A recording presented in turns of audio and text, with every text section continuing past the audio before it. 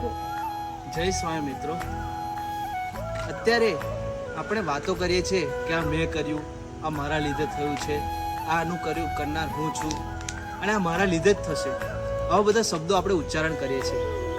પણ થોડુંક વિચારીને જુઓ કે આપણે કરીએ છીએ, આપણે જાતે કરીએ છીએ. ગમે ત્યારે આપણે ટેન્શન લેતા હોય છે કે ભવિષ્યમાં શું થશે, આવું થશે કે નહીં, આ બધું કોણ કરશે.